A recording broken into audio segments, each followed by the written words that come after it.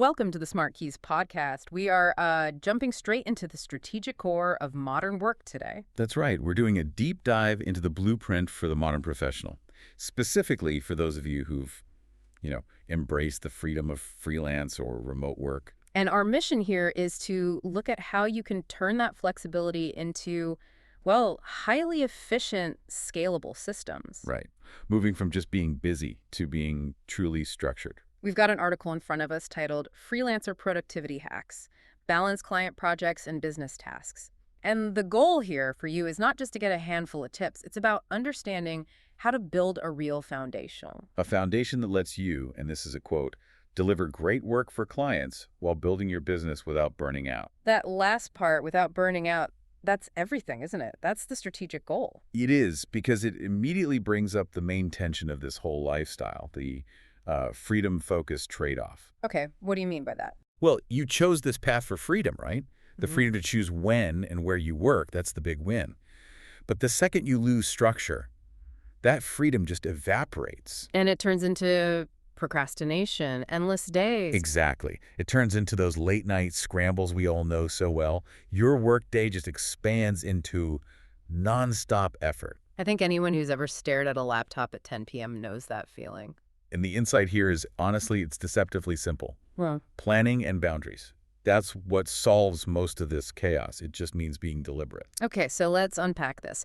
The foundation of all of this, it relies on structure, not on just gritting your teeth and having more willpower. Right. We need frameworks that kind of automate discipline for us. Yeah. And the primary one is the discipline of time blocking. Just carving out time in your calendar. You start the week by carving clear blocks of work in a digital calendar.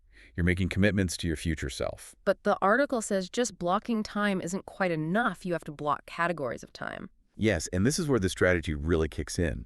You map all your work into 5 clear areas. Client projects, admin, marketing, finance, and learning. And I think that's the one that always gets dropped, right? The learning. Always. Forcing yourself to categorize like this, maybe with color coding, it shows you where you're sacrificing future growth for right now. For the urgent client demand. Exactly. If you don't schedule that marketing or learning time, it will always lose out. Yeah. And that leads to a plateau down the road. That makes so much sense. The urgent always defeats the important unless you defend it. And the article gives a great tip for defending that schedule. It's about adding realistic buffers. Buffers, so just empty space between meetings. Yeah, maybe 15 minutes. Yep. Because if a meeting runs over, that buffer absorbs it. It stops one late meeting from, and I'm quoting, wrecking the rest of the day. Which it so easily can. Your whole beautiful schedule just collapses. It does, but I can hear people asking, doesn't that just eat into billable hours? That's my next question. It feels like it does, but what you're really doing is trading a few billable minutes for cognitive resilience. That buffer is an investment in your focus for the next big task. Okay, I like that. It's an investment.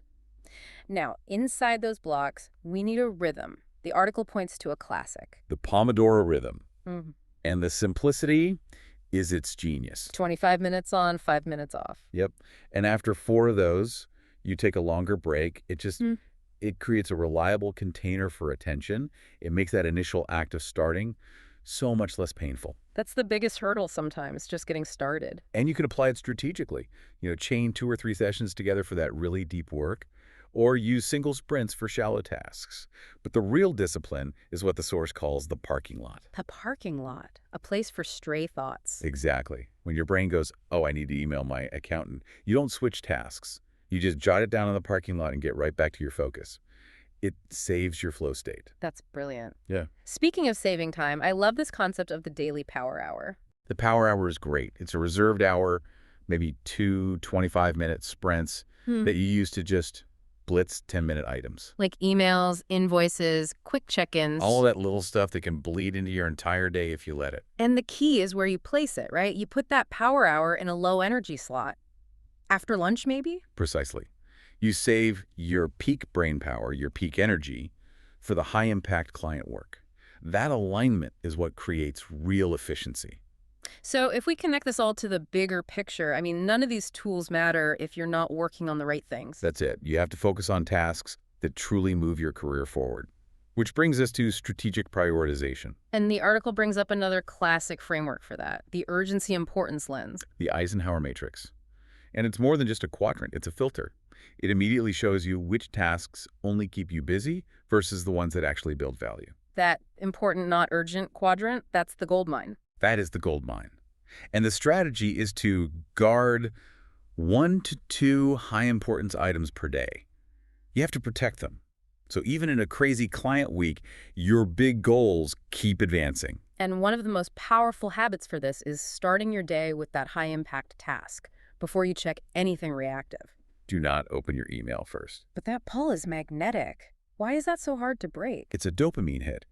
Answering emails feels productive. You get that sense of closure. That's why device discipline is so critical.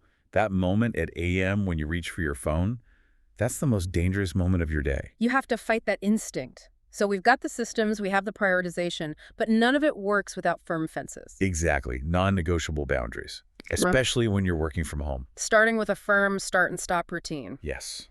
The source recommends a short closing ritual. At the end of your day, you note your top priorities for tomorrow, you shut down, you log off. It's like giving your brain permission to switch off for the night. It is. Otherwise, you just drift back at 8 p.m. to clear up one last thing. And we all know that's never one last thing. And for client boundaries, you can actually outsource them to tech. Right, tools like Calendly. They let you control availability and enforce minimum notice for meetings. So the strategic value there isn't just convenience, it's about setting expectations from the start. Absolutely. You're telling clients your response windows without having to have an awkward conversation. It protects your time, and honestly, it respects theirs too. Okay, let's shift from time boundaries to physical and digital ones. The workspace itself. Yes, a distraction-free workspace just quietly steers your attention. It reduces cognitive friction. The article mentions ergonomics, lighting, air quality, all the things that stop your body from fighting your environment. And then there's digital hygiene. This is huge. Using tools like Freedom to literally block distracting sites. Locking yourself out of social media. Or using apps like Forest that gamify your attention. Your little virtual tree only grows if you stay focused.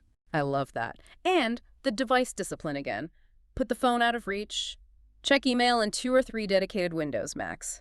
The whole point is to design an environment where focus is the path of least resistance. Okay, here's where it gets really interesting for me. Moving from just being efficient to scaling. This is the leap from being a busy person trading time for money to being a professional who runs a systematic business. And it starts with what the article calls a compact admin stack. The right tools, but not too many of them.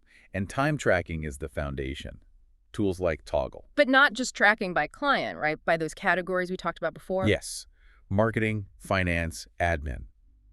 That data is pure power. It helps you, quote, better refine proposals and spot over-servicing. If you see you spent 40% more time on a project than you billed for, you know immediately you have to change something next time. It removes the guesswork. Then on the money side, you centralize with something like FreshBooks or QuickBooks. Automate it so it just runs in the background. And the ideal workflow ties it all together. Track and Toggle, manage the project in Trello, send the invoice from FreshBooks. Seamless. And then you systemize your client operations to cut that friction. This is about onboarding, right? Mostly. It starts with templates, a reusable set of discovery questions, a standard materials request list. It saves hours of back and forth. So you can get to the real work faster. Right. And you also need to differentiate the value of your time. The free discovery call is just for fit and scope. Deep strategy work. That should be a paid power hour. That's a huge shift. It trains your clients that your advice is a paid asset. And for future-proofing, keep a simple client experience log, a spreadsheet of case studies and successes. So when you need content for a proposal, it's right there. So we've built this entire system. What does it all mean? Because efficiency, it isn't static, right? You can't just set it and forget it. That is so true. And that's why the weekly review is non-negotiable. You need that dedicated 30-minute slot every week to keep the whole system honest. So what are you checking in that 30 minutes? First, you assess where your time actually went versus where you planned for it to go. Use that toggle data. The hard truth. The hard truth. Then list 2 or 3 wins to reinforce what's working. And then this is key. Identify one bottleneck and one distraction pattern.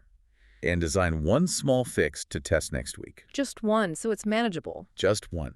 This constant check-in, this iteration, is what turns scattered habits into a steady plan. For our final practical takeaway then, it all comes back to aligning energy and It goals. really does. Map your natural energy curve. When are you sharpest? That's when you do your deep work. And protect your sleep, at least 7 hours. Everything else we've talked about is built on that biological foundation. It's the engine for the whole system. It is. And maybe the most provocative thought is this. The greatest freedom isn't just choosing when to work. It's having systems that allow you to choose not to work without guilt. So the question for you is, how will you use your 30-minute weekly review this Sunday to gain back a full day of focus time next week? That is the question to take with you. Thank you so much for tuning in to the SmartKeys podcast. We covered a lot today, frameworks like the Eisenhower Matrix and Pomodoro, tools like Freedom, Toggle, Calendly. And if these insights on building structure, setting boundaries, and leveraging technology resonate with you, make sure you subscribe to the SmartKeys podcast wherever you're listening. If you want to review the full article, get links to all these tools, and study the frameworks we discussed, you can find the link in the show notes for this deep dive. We'll be back soon with another deep dive to help you work smarter, not harder.